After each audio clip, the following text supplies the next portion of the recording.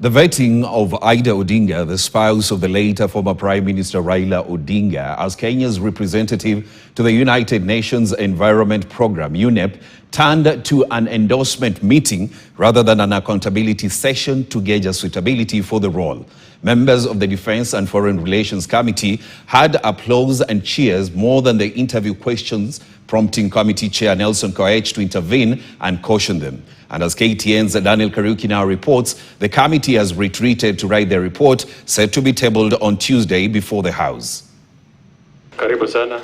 Ida Odinga, the spouse of the late former Prime Minister Raila Odinga and now a nominee as Kenya's representative to the United Nations Environment Programme, UNEP, appeared before Parliament for vetting. I, Ida Betty Odinga. In an interview that anticipated vetting on her suitability, the meeting for the plum position, however, appeared to many members of the Defense and Foreign Relations Committee more like a praising ceremony. Don't have any question, but I just want to say the reason I don't have any question is because in law, we say res ispa loquitur.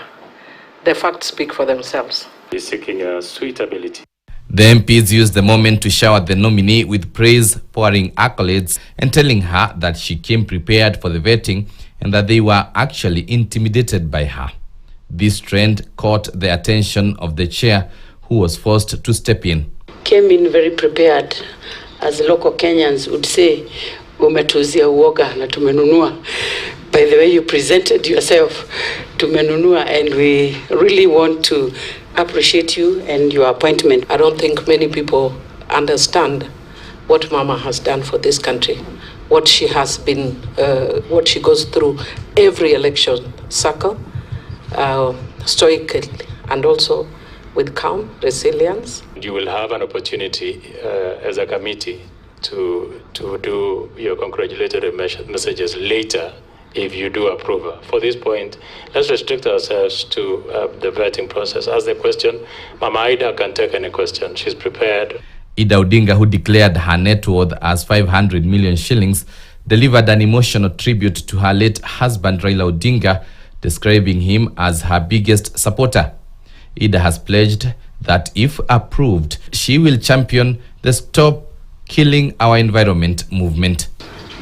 Agency dealing with environment in the global south.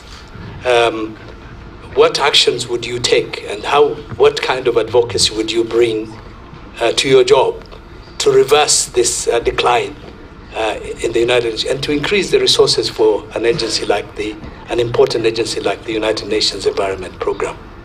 It will involve working with the people who are knowledgeable in those areas, evaluating your work, and eventually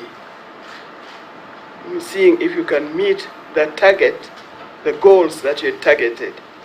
I think my journey has prepared me well for this job. If Parliament